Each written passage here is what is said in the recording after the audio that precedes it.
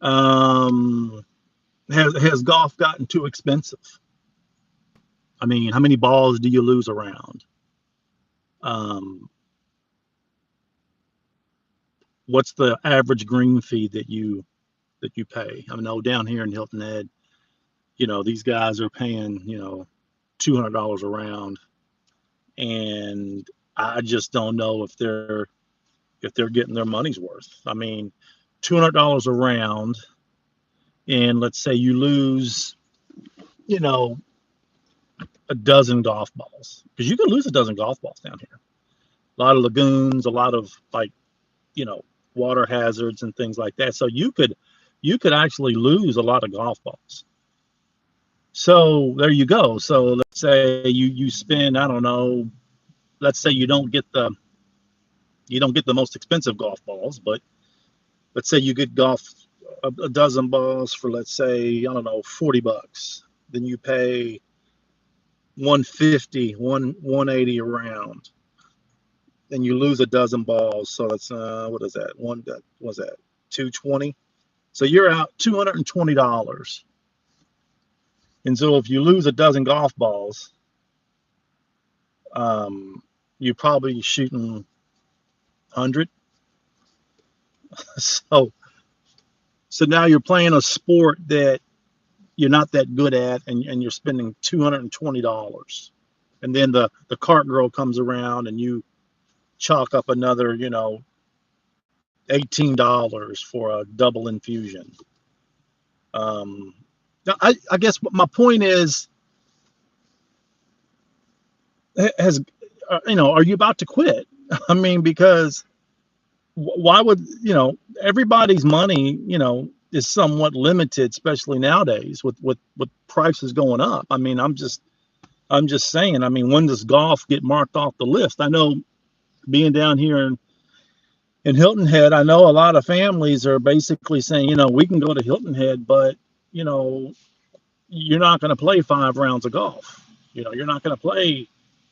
We're down there for a week. You're not playing 5 rounds. You may be playing 2 rounds. We're not going out to eat, every night. We're going out to eat maybe 3 or 4 nights, and we're cooking the rest. I mean, cutting back. So, but the point is, I mean, can you afford to keep playing golf, buying golf balls, buying new equipment, getting that latest and greatest driver that's supposed to what, give you 300 yards off the tee? Um, of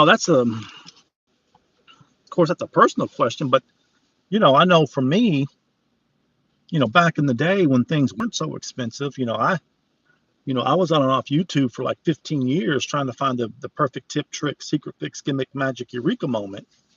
And for 15 years, I never found it. But you best believe every 15 years, I always thought, this is my year. This is the year I'm going to be that guy. And so it never materialized. So, I almost quit the game several times, and I wasn't even paying that much for golf balls. I was going down to Target and getting those, dozen, I don't know, top flight golf balls, um, and going to the municipal course paying, 20, $30 a round, if that. So it wasn't really that expensive to me, but, you know, I guess at the time it may have been because I was, you know, probably not in the golf business. But again, I mean, the rounds here in Hilton Head have definitely decreased over the years. Um, I've talked to some of the cart guys, and they're down. Their tips are down over $1,000 from year to year, and so that just simply means that rounds are really, really down. But again, um, to ask somebody if they've quit the game, or if you're going to quit the game, I guess what I'm asking is, have you lost your dedication to be better?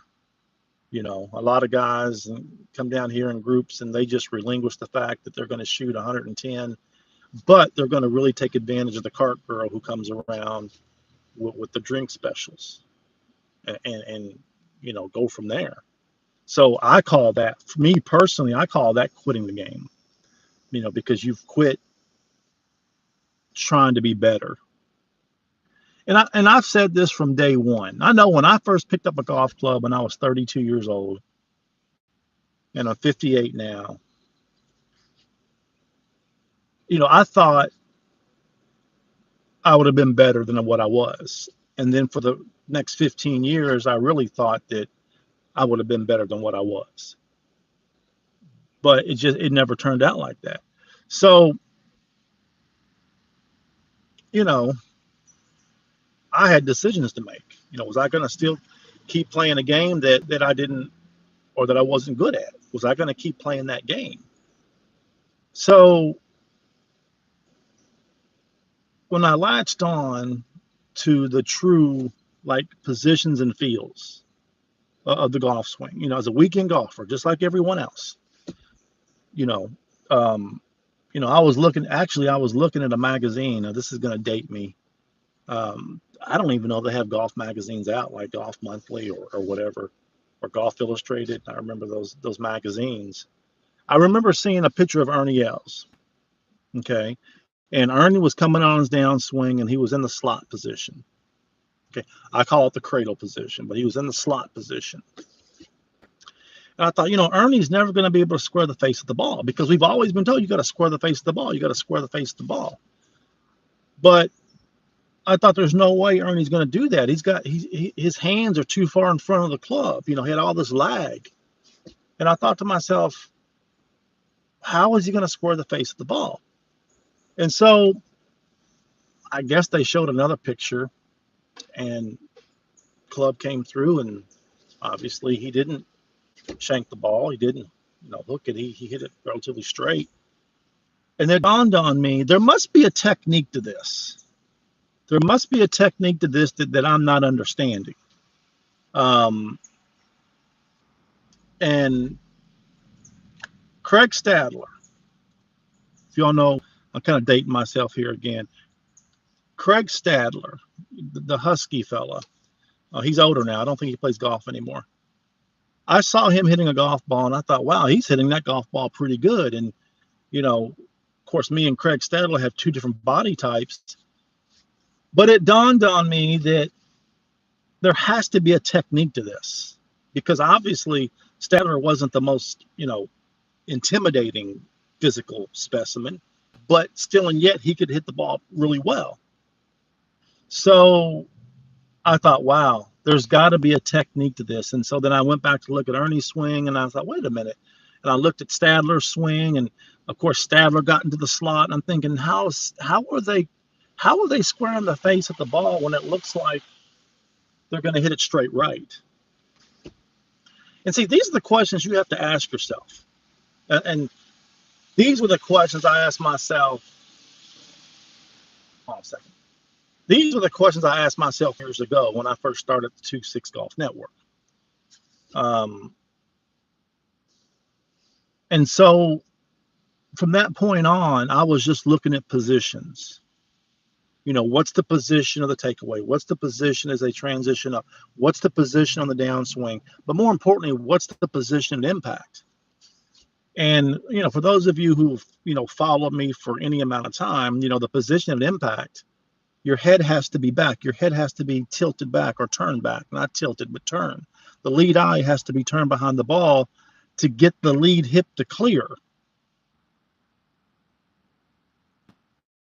And I don't think, as easy as that sounds, you have to realize that we've been told our whole golfing career lives to just take the club back. Go to top of the backswing. Just take the club back. Go to top of the backswing. And so the average golfer, like myself at the time, is just going to just basically lift the club, come out of posture, get too much weight on my right side because I really want to hit this ball hard. But that couldn't have been further from the truth in terms of how the golf club is made. And I've said this from day one.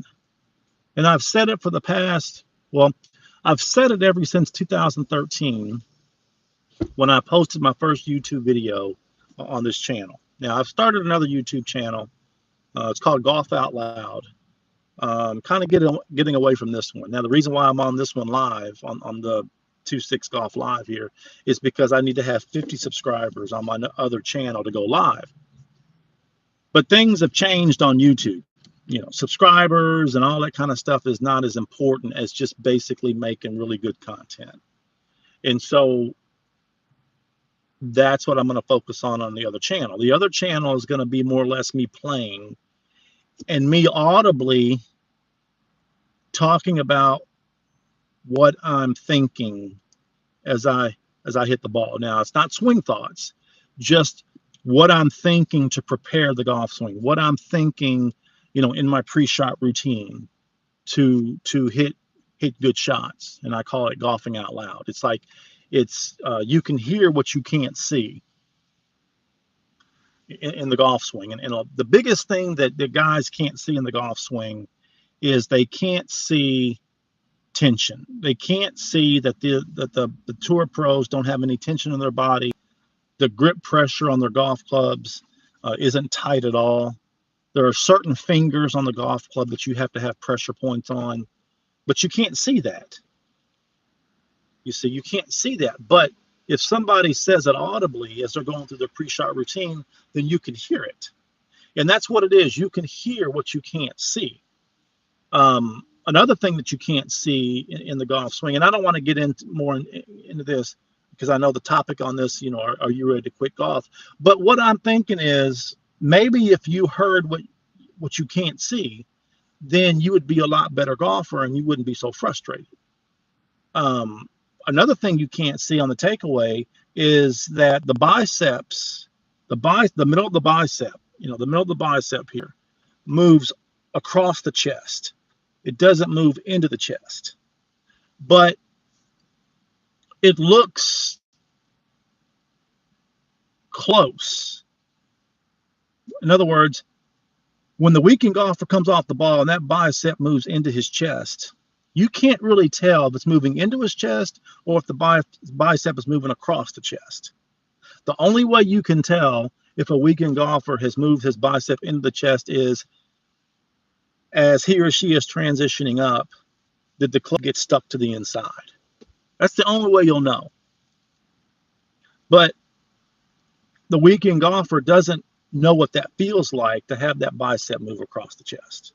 They just, you know, take the club top, the backswing. They just go to the top like they've always been told. They watch every YouTube video, every tip, trick, secret, fix, gimmick, magic, eureka moment, and the first thing they say is, let's get to the top. Let's go to the top. Go to the top of your backswing. And guys, 10 times out of 10, I wouldn't even say 9 out of 10, 10 times out of 10, the weekend golfer's out of position because they don't understand the positions. And that's where the frustration comes in for everybody. I don't care who it is. So when you can't see that and you can't feel that, then maybe you could be better than what you are. Then maybe if you really understood what you can't see, then maybe you could be better, because what you can't see, guys, is basically 80% of the swing. What you see on TV and what you see from good golfers who swing the club really well, what you see is only 20%. You know, you can't feel the other 80% because you don't know what it is. And I say that from experience. I don't say that to be egotistical. I just say it from experience. The only reason why I can talk like this, let me just be honest. The only reason why I can talk like this is because, again, I was on and off YouTube for 15 years, like I just mentioned. I was about to quit the game. But when I found out that it wasn't really me, it's what I couldn't detect from YouTube videos, and even taking golf lessons, it really wasn't highlighted. So there's a big gap between knowing and hearing what you can't see, because what you can't see has to be reminded to me, on every golf video we watch. What we can't see has to be reinforced in our minds on every tip we get, every trick we get, every eureka moment we get, every secret we get. We have to be reminded of the fundamentals. And if we're not, we're never going to get better. Now, here's a stat for you. Every Monday, a tour pro and his coach, they get together and they go over and they back up to the basic fundamentals of the golf swing: grip, grip pressure, stance, positions, feels. Because again, I mean, if you're not winning and not making the cut, then you're not making money. So you have to go back and review that. I remember there was a video, and you all might have seen this. Xander Schauffele, I guess he wasn't playing well at the Masters. I guess everything was going left. And so either his caddy or his coach, they got together the following Monday, and Xander swore he didn't, he was doing things right. He was just off. But his coach said, "Well, do you know your club face is shut at setup?" And Xander was like, "What are you talking about? I mean, it didn't feel like it was shut." So, and this is what he said in the video. So after them going back and forth a few times, they put down a straight edge on the ground and said, "Okay, align your club head up to this straight edge and see what it looks like." And then lo and behold, Xander's face was slightly shut. And then when he squared it on the straight edge, to him, at that time, it felt like the face was open. You see. See, sometimes guys will have good years on tour, and then the next 2 or 3 years, they won't do anything good. They won't win. They won't do this. Now, that's a different level, but let's take it to our level. Somebody says, "Well, Terry, I shot,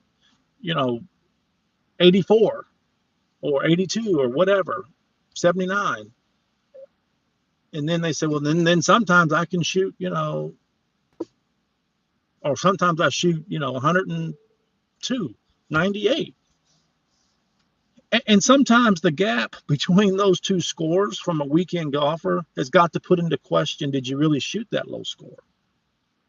Or was it, the foot wedge? Or was it the foot, setter or whatever? Did you count every shot? Did you improve your lie sometime? That's what I mean, and that's not the point. But again, what I'm saying is, to play 18 holes is a grind. I don't care who you are. To play 18 holes is a grind. You gotta know how to be in every shot. Now, every shot's not going to be perfect, obviously, but you got to know how to be in every shot. And just taking the club back, just go to the top of the backswing. Just go to the top. As you get to the top, that's not being in it. You're not in every shot. You have no idea what the positions and feels are when you go to the top of the backswing when that's all you've been told. And so my network has changed the mantra on that. I've changed the dialogue on that. I try my best on every video to remind you of where your pressure points are, to remind you how to take the club away, to remind you what the feel is as you're transitioning up. And it really doesn't take that long. It doesn't take that long at all. It probably takes me about, 15, 20 seconds to fully remind you of what the club's doing as you take the club up. So now the commitment for everybody is, do you want to commit to that detail, or are you happy with hitting one decent shot out of 20? Okay, one decent shot out of 20, or are you committed to understanding, how the golf swing works? You see.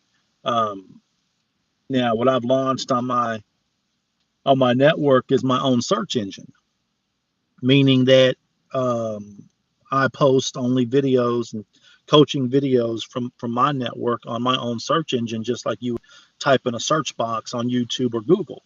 It's all 2.6. And right now the guys are loving it because now the content they're getting is at their fingertips. It's no longer, obscure. Say, okay, well, let me go to YouTube and type how to start the downswing and get a million different videos that are basically telling you the same thing. Drop the club, shallow the club, get your lower body out of the way, all that stuff that just doesn't make sense because they never fixed you going to the top. And I've said this like for years. If you don't fix the takeaway and go into the top of the backswing, I don't care what tip or trick you have on the downswing, it's not going to work. Now, on my swing, does my club shallow? Yes, my club shallows, but it shallows naturally. Does my lead hip or do my hips clear? Yes, they clear, but they clear naturally.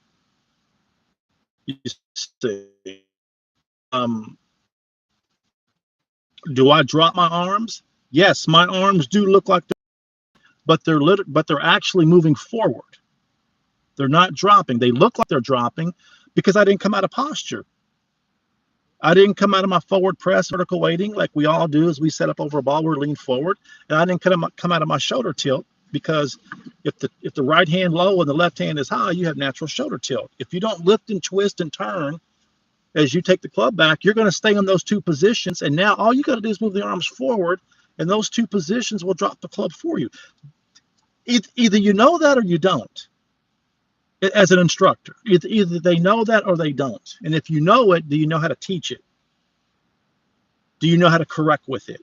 And I'm talking to coaches, because I've got so proficient over the years. I've been to clinics all over the world.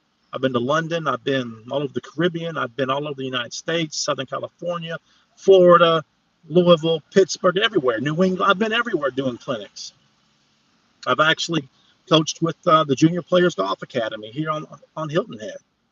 I may rejoin them. I may rejoin them in the fall. I mean, after January. I just needed some time to launch my search engine. So I can talk like this all day long, but the commitment is on the end of the golfer. I mean, for the first time, the 2.6 search engine, which I'm actually changing the name of 2.6 to the Square It Up golf method, Square It Up, because that has everything to do with the takeaway and transition up. Square it up, just like stack and tilt, square it up.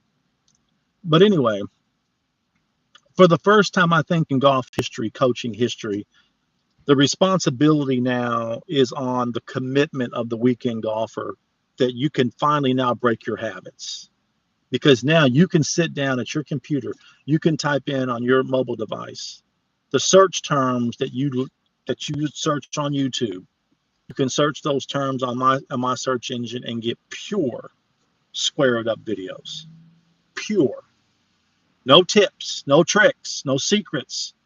Total time efficient videos to where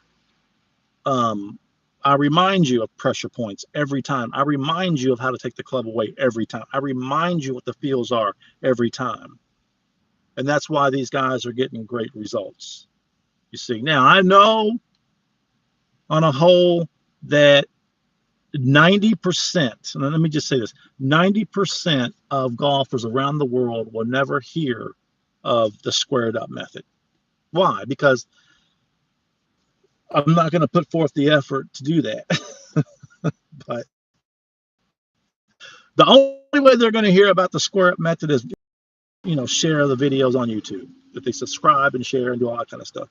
And I've never asked anybody to subscribe or share my videos, not only because I'm not used to it, but I think I got to get used to it more, especially on my Golf Out Loud YouTube channel. But 90% of golfers around the world are never going to hear of the Square It Up method. And that's sad, because the Square It Up method should be taught by every golf coach, every YouTube coach, in the country, around the world. But, these networks online, these YouTube networks, they've gotten so big and got so many sponsorships that,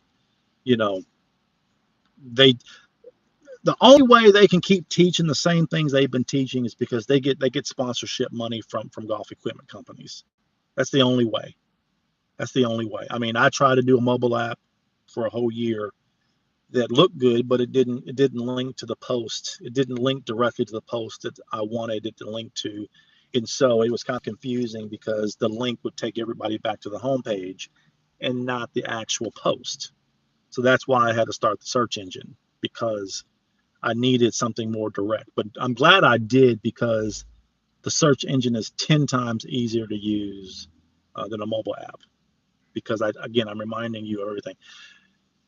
And I'll end with this.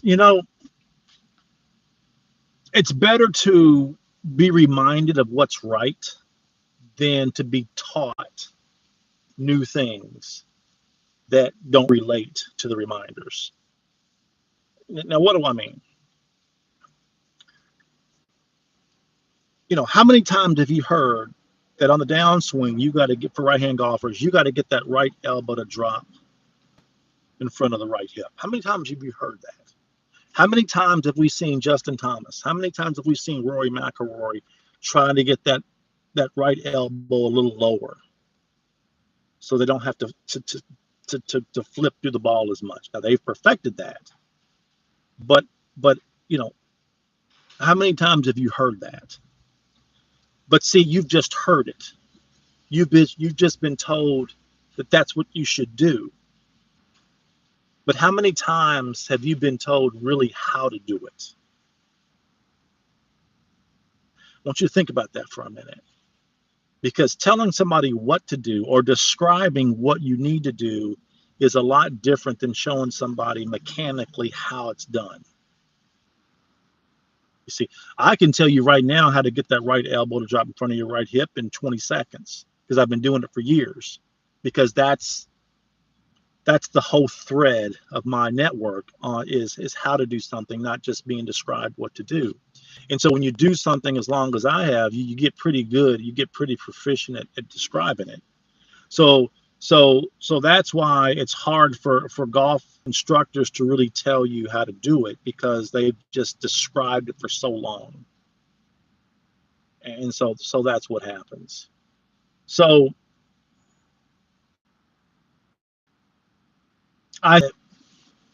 if the average score of the weekend golfer wasn't like 100, I don't think you would have as many golfers quitting the game.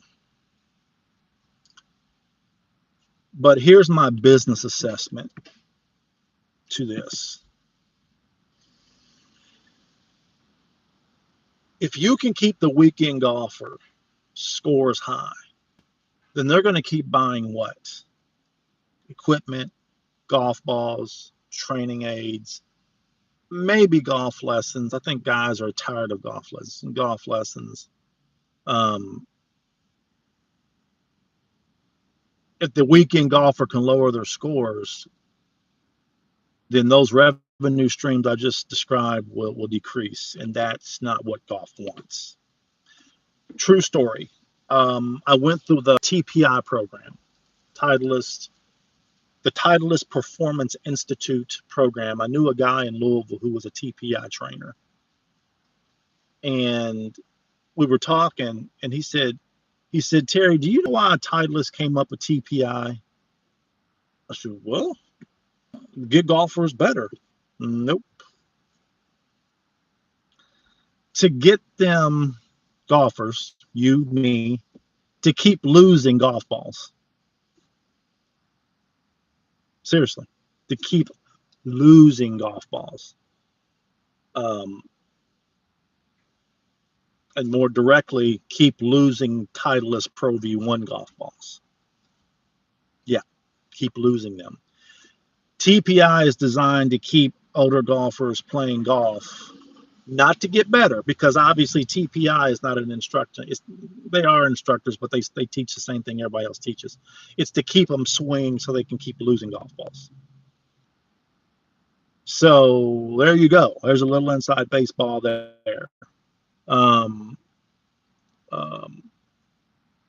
Jay, what's up, Jay? Jay says what? Mirror work on your movements. Help me the most. Aimlessly hitting one's balls doesn't help you. Right. Mirror work on your movements. Help me the most. Now, Jay, you mean mirror movements on my? mirror the movements on my movements or just movements in general? Because that's a good comment. I appreciate that comment. See, the YouTube thing is really difficult for me because here's the thing. So right now I'm looking at how many people are on live with me, and it shows like 1, 2, 3, and then 0, and then at the end of the live it'll say you had 25 people on live. Why can't they put the number up there? Why can't they keep the number running up there? That's bizarre to me. But I appreciate that. Appreciate that, Jay. Let me see.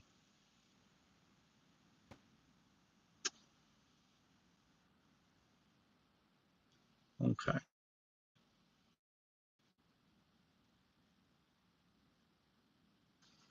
Okay. Let me see. Can I reply? I don't think I can even reply. Remove. Okay. But see, that's just it. I mean, I can go on and on. I don't know. I can go on and on. I mean, YouTube's just they've got really interesting. Like I don't even think they even like encourage guys to, come off YouTube and join an email list. I mean, I was able to build an email list 13 years ago. Of course, it was 13 years ago. I was able to build an email list into the thousands with simple videos. Well, they're all simple. But I'm a lot better at videos now, but it just seems like that either guys don't want to, and I get it, don't want to subscribe to channels because there's a million, you're subscribing to 20 channels and you don't want another email list to be on. I get it. But if there's any email list you want to be on, it's mine. I'm telling you, because I'm just like you guys. Jay said, yes, I like your channel and Roger King the most. Okay, I never heard of Roger King. Okay, good. But again, I know everybody's email list out. I know everybody's like subscribed out. It's just, geez. I just get. It's a golf frustration. Okay, it's nothing personal with anybody because I don't know any of these guys personally. All these big YouTube, I don't know them personally, and even if I did, it's still business. You see guys come online, new guys start their YouTube channel, and they do the same drills that everybody else does, and you'll look at the views and they'll have like they'll have 25,000 views in 3 weeks or 4 weeks, which is fine. It doesn't matter to me. But it's like, is everybody just watching the same old stuff? I mean, the same old stuff. I mean, there's only so many drills you can do to feel like you can help somebody. And I think all those drills have been worn out. Just wore out, And I guess I remember when I first came into the business years ago, one of my guys said, well, you need to bait and switch people. Which means what? Just tell them a little bit, give them a little bit, and then have them do this, that, and the other.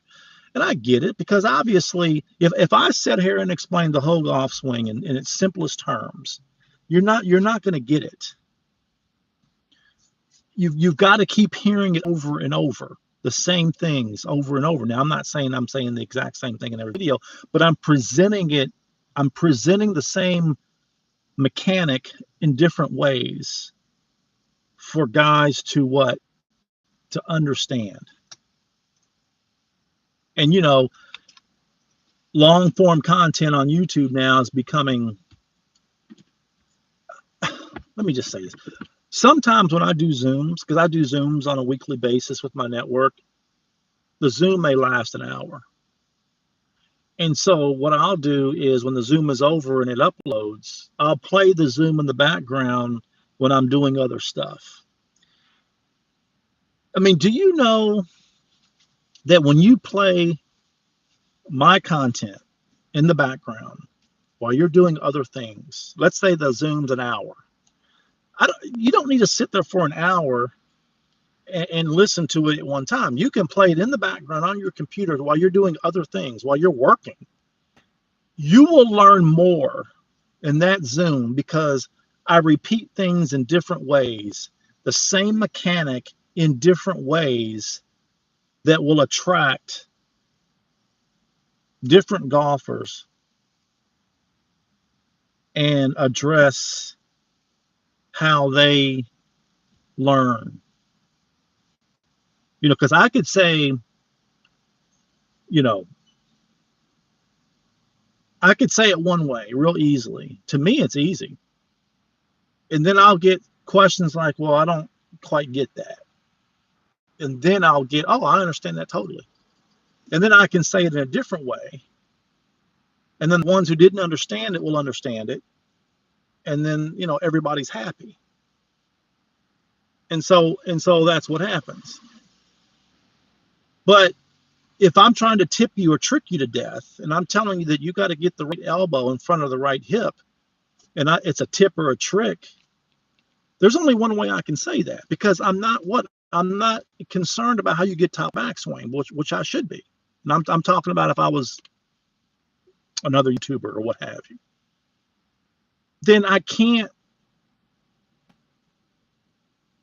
say that in different ways with the same mechanic if I don't know that you're getting to the top of the backswing properly. If I didn't care how you got top of the backswing, there's only really one way I can tell you. You just got to do it. You just got to get the right elbow in front of the right hip. If you can't do it, then you got to clear that hip. You see. And something's going on. I don't think that's me. Anyway, so that's what happens. But if I know you're at the top of the backswing properly with proper weighting, proper pressure points, all that kind of stuff, now I can explain to you 4 or 5 different ways to trigger your downswing. And that's the beauty of the squared up method.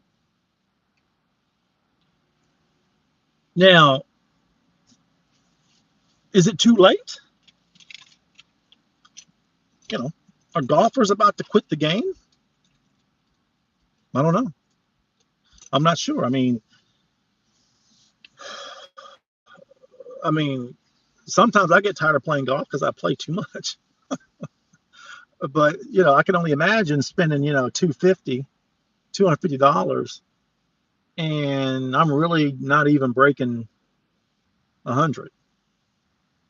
That gets kind of old. But anyway, comments. I got 5 whole people. Now, I know I got more than 5. I know people are dipping in and out. Is there any comments? Are you about to quit the game? Let me just put that out there. The sun's coming in. Hold on. The sun's coming through my sunroof. I can't see. Hold on a second.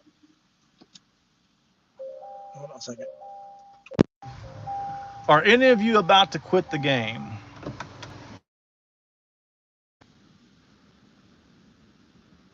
If you want to answer that, feel free. Are any of you about to quit the game?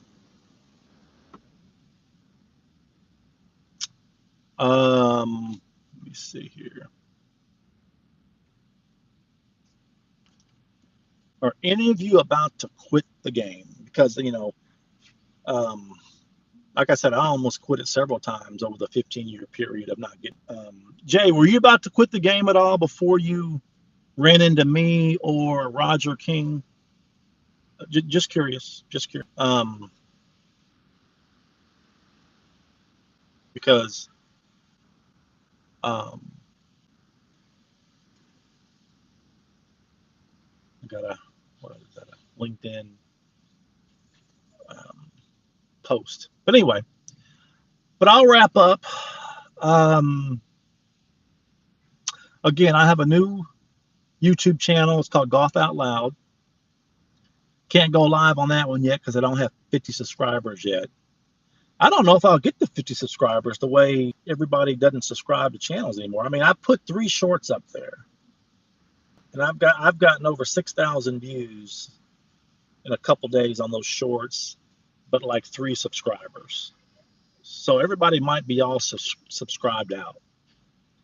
I actually put my last short up there, and I actually put, and for those of you who are not on my email list, you can go to realgolfsearch.com. Can I put that in the? what does this do? Can I put that anywhere? I don't even know. I don't even know how this works. Start a poll. Start a Q&A. Start a poll. See, I don't think people stay long enough for that. But anyway, realgolfsearch.com, REAL, real, GOLF, golf search, SEARCH, realgolfsearch.com. Put your name and email address in the box. I've already got a campaign on there where you'll get 6 to 8 lessons right away, and they all build on each other. They're not independent. They're not tips and tricks and secrets and fixes and gimmicks and magic and eureka moments. They all build on each other. And when you can do that, that's the only way you're going to get better. So so that's what happens. Let me see. A 49-second short was uploaded to your channel as unlisted. Okay, I don't know what that means. Hold on just a second.